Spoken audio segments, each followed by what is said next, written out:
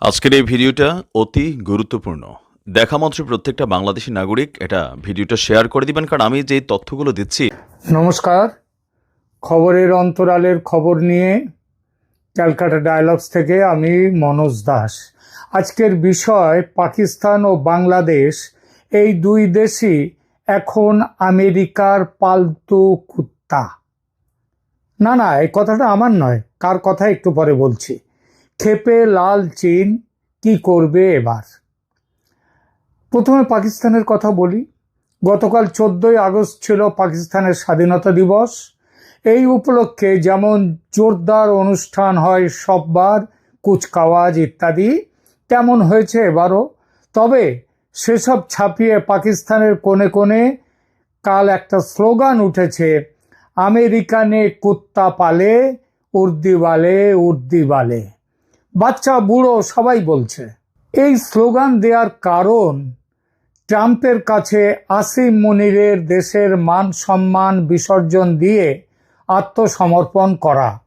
যে আমেরিকা গাজায়, প্যালেস্টাইনে, ইরানে মুসলমানের রক্তে হাত রাঙিয়েছে, তাকে নোবেল শান্তি পুরস্কার দেওয়ার উমেদারি করছে পাকিস্তানের আর্মি চিফ আসিফ মুনির। আসিম মুনির তার নামের আগে আবার বলতে হবে ফিল্ড মার্শাল। তারা, পাকিস্তানের মানুষ মুনিরের ওপরে আরো ক্ষুব্ধ যে ভারতের সঙ্গে যুদ্ধে পর্যুদস্ত হওয়ার পরেও নিজেই নিজেকে ফিল্ড মার্শাল উপাধি দিলেন। এর ওপর গতকাল স্বাধীনতা দিবসের অনুষ্ঠানে মুনিরকে দেশের দ্বিতীয় সর্বোচ্চ রাষ্ট্রীয় পুরস্কার দেয়া হয়েছে। আমেরিকার সঙ্গে মুনিরের এই অতিরিক্ত প্রেম ভালোবাসা চীনকে ক্রুদ্ধ করেছে। চীন ছাড়বে না পাকিস্তানকে এই রং বদলের জন্য। আজ পাকিস্তানের রাজনৈতিক ও সামরিক অঙ্গনের দৃশ্যপটে একটি অস্থির সময় চলছে। বর্তমানে ফৌজি প্রধান আসিম মুনিরের পদক্ষেপ, বিশেষ করে যুক্তরাষ্ট্রের সঙ্গে তার ঘনিষ্ঠতা এবং দেশের স্বার্থ নিয়ে নীতি নির্ধারণ, এই দুই বিষয় নিয়ে পাকিস্তানের সর্বস্তরে চরম অসন্তোষ, ক্ষোভ এবং উদ্বেগ তৈরি হয়েছে। গত কিছুদিন ধরে দেখা যাচ্ছে আসিম মুনির আমেরিকার স্বার্থকে দেশের সার্বভৌমত্ব ও সম্মানের ওপর স্থান দিয়েছেন। তার বিরুদ্ধে অভিযোগ, মার্কিন প্রেসিডেন্ট ডোনাল্ড ট্রাম্পের পাশে দাঁড়িয়ে পাকিস্তানের সম্মান বিসর্জন দিয়েছেন তিনি। আরও বিতর্ক তৈরি হয়েছে, যেখানে মুসলিম বিশ্বের ওপরে ওই যেটা বললাম যে আমেরিকার প্রচণ্ড আগ্রাসন, সেটা গাজা, প্যালেস্টাইন, ইরান ইত্যাদি স্থানে মুসলিমদের রক্ত ঝরানো, সেই আমেরিকার যে রক্ত ঝরিয়েছে তার প্রশংসা ও তাদের শান্তির বার্তাবাহক হিসেবে উপস্থাপন করা হচ্ছে। এবং সেটা করছেন কে?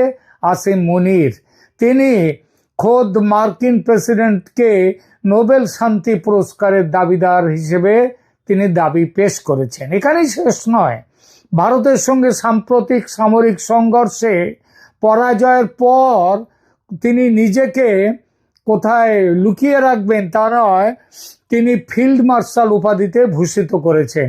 এতে দেশের সেনাবাহিনীর মধ্যে এবং সাধারণ মানুষের মনেও অসন্তোষ আরও বেড়েছে।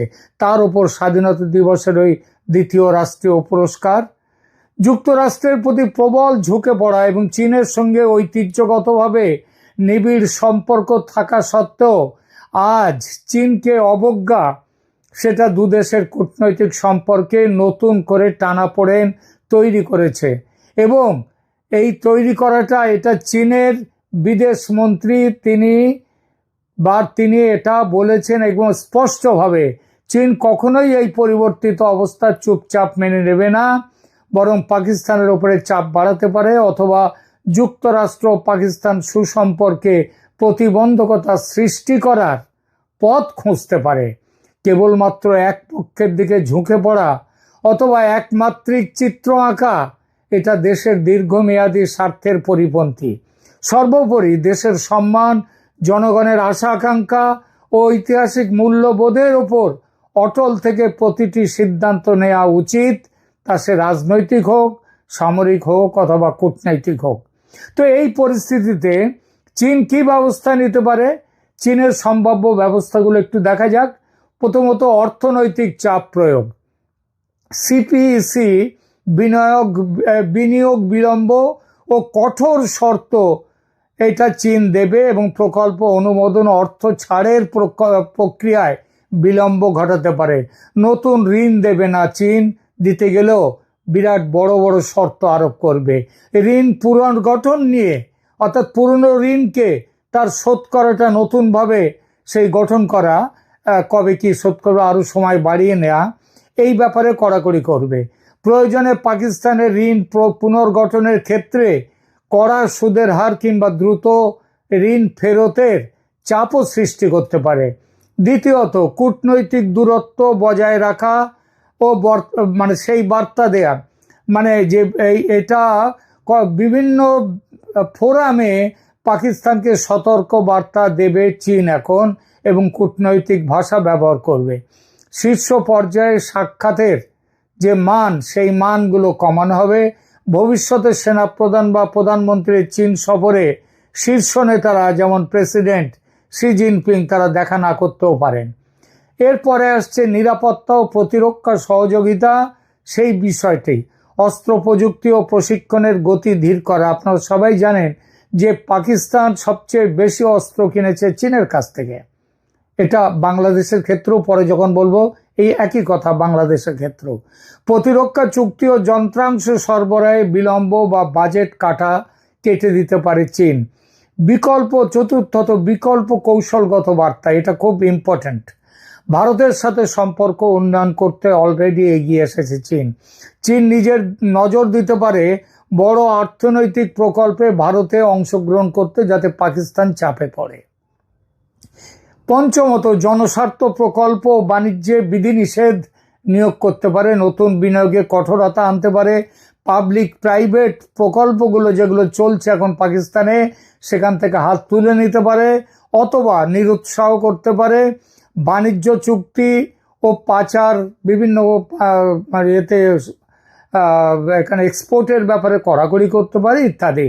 তো সম্ভাব্য ফলাফল কি? পাকিস্তানের ওপর চীনের কিছু চাপ তো কার্যকর হবেই, তবে সার্বিক বিচ্ছেদ হবে না, কারণ চীন জানে রাজনীতিটা কিভাবে করতে হয় এবং তারা জানে যে এমনভাবে বন্ধু বিচ্ছেদ করো না যাতে ভবিষ্যতে বন্ধুর সামনাসামনি না আসতে যাতে লজ্জা হয়, এমনভাবে বন্ধু বিচ্ছেদ করো না। সুতরাং চীন পাকিস্তানের সাথে সম্পর্ক কেটে দেবে না, কমিয়ে দেবে এবং চাপ প্রয়োগ করে মাপজোক করে চলবে। চীন চায় পাকিস্তান এককভাবে যুক্তরাষ্ট্রের দিকে না ঝুঁকে, বরং পাকিস্তান সিপিইসি ও চীনা কর্মীদের, চীনা যে সমস্ত প্রতিষ্ঠান তাদের নিরাপত্তা নিয়ে কাঙ্ক্ষিত ব্যবস্থা নিক, তাহলে হয়তো চাপ কিছুটা শিথিল হবে। শেষমেশ চীনের নির্দিষ্ট ব্যবস্থা থাকবে দ্বিমুখী, সরাসরি কিছু অর্থনৈতিক কূটনৈতিক চাপ সৃষ্টি করা এবং পরোক্ষভাবে কয়টি উপায় বা তাতে সম্পর্ক আপগ্রেড বা ডাউনগ্রেড, সম্পর্ক ভালো করা অথবা খারাপ করা, এটা করতে পারে। পাকিস্তানের ব্যাপারে যে কথাগুলো বলা হলো প্রায় সেই একই কথা প্রযোজ্য বাংলাদেশের বিষয়ে। সামান্য খুঁটিনাটি কিছু তফাৎ অবশ্য আছে, যেমন বাংলাদেশের সেনাপ্রধান নন, এখানে আমেরিকার যেটা বলা হচ্ছে পালতু কুত্তা, সেটা বাংলাদেশের সেনাপ্রধান নন। পাকিস্তানে যেমন আসিম মুনির ছিলেন, বাংলাদেশে আসিম মুনিরের জায়গা নিয়েছেন সরকারের প্রধান উপদেষ্টা মোহাম্মদ ইউনূস। তার কাজ আমেরিকার একেবারে পালতু কুত্তার মতো হয়েছে যদিও, তবে এখনো আমেরিকার পালতু কুত্তা হিসেবে কোনো নতুন স্লোগান তার নামে হয়নি। এখনো তার নামে তৈরি পুরনো স্লোগানগুলো চলছে। যেমন সেই পুরনো স্লোগান দু একটা বলি, যেমন ইউনূস সুদখোর, নোবেল চোর নোবেল চোর, কিংবা ইউনুসা ইউনুসা গরিবের রক্ত চোষা। সাম্প্রতিক একটি স্লোগান অবশ্য জনপ্রিয় হয়েছে, তবে পালতু কুত্তার মতো একেবারে অতটা আসেনি, কিন্তু সেটাও কম নয়। সেখানে বলা হয়েছে ইউনুসের দুই গালে জুতা মারো তালে তালে। তবে যেভাবে মার্কিনীদের কথায় চলছে তার সরকার, যেভাবে দেশের সার্বভৌমত্ব বিসর্জন দিয়ে doctor Mohammad Yunus Nobel laureate আমেরিকার দালালি করছেন, তাতে কিছুদিনের মধ্যে তার নামেও যদি স্লোগান ওঠে আমেরিকার কুত্তা ইউনুস ভাগ যা। এবার আসি চীন বাংলাদেশ সম্পর্কের কথায়। চীন বাংলাদেশের সবচেয়ে বড় বাণিজ্য পার্টনার হলো চীন। ভারতের সঙ্গে যা বাণিজ্য তার প্রায় 2.5 গুণেরও বেশি চীনের সাথে বাংলাদেশের বাণিজ্য। বাংলাদেশে ইনফ্রাস্ট্রাকচার তৈরি করা এবং অন্যান্য বিভিন্ন খাতে চীনের বিপুল বিনিয়োগ আছে। ভারতেরও কম বিনিয়োগ নেই।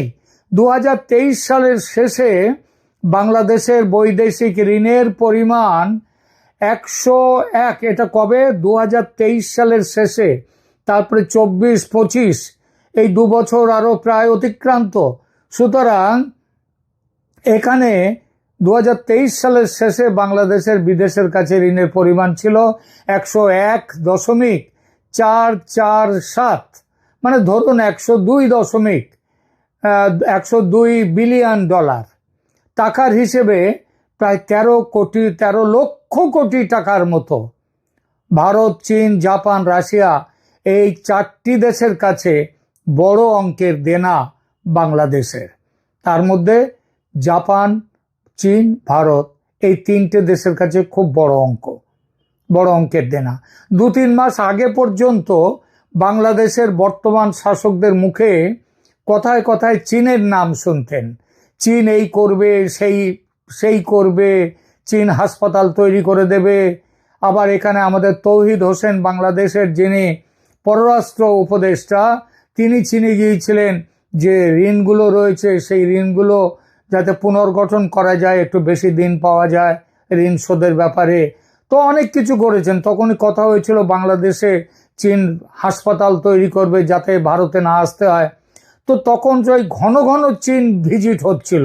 এই ভিজিট যে শুধু উপদেষ্টারা করছিলেন তা নয়, উপদেষ্টারা করছিলেন, রাজনৈতিক নেতারা করছিলেন, বিএনপি এবং আওয়ামী লীগ, বিএনপি এবং আমাদের ওই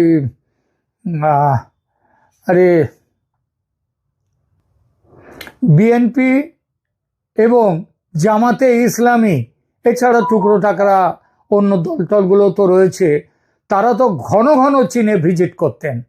আজকাল তাদের কারোর মুখে, উপদেষ্টাদের মুখে কিংবা ওই যে নেতারা যারা যেতেন তাদের মুখে চীনের নাম শুনতে পান না এবং পাবেন না। কারণ পাকিস্তানের মতো বাংলাদেশও আমেরিকার গৃহপালিত পশুতে পরিণত হয়ে গেছে। ইউনূসের প্রশাসন চালাচ্ছে ঢাকার মার্কিন দূতাবাস। তাদের কথায় সুপ্রিম কোর্ট পর্যন্ত চলছে। কয়েকদিন আগে সন্ত্রাসী জঙ্গি আজহারুল ইসলামকে ছেড়ে দেওয়া হয়েছে, ওই যে মার্কিন দূতাবাস সুপ্রিম কোর্টকে বলে। তারপরে আরো বহু ঘটনা ঘটছে। চীন এসব মুখ বুজে নেবে? আমেরিকার দাদাগিরি, আমেরিকা বাংলাদেশে এসে যে ঘাঁটি বানাবে চীন মেনে নেবে? কদিন পরে চীনে সাংহাই কোঅপারেশন অর্গানাইজেশনের সামিট বসছে। সেখানে মোদি এবং পুতিন এরা যাচ্ছেন, আর শি জিনপিং চীনের প্রেসিডেন্ট তো থাকছেনই সেখানে। 3 জনে বসবেন, কথা বলবেন। অনেক কিছুই কিন্তু ঘটতে চলেছে এই উপমহাদেশের রাজনীতিতে। দেখবেন, অপেক্ষা করুন। এখনকার মতো এখানেই রাখছি। ভালো থাকবেন। ধন্যবাদ।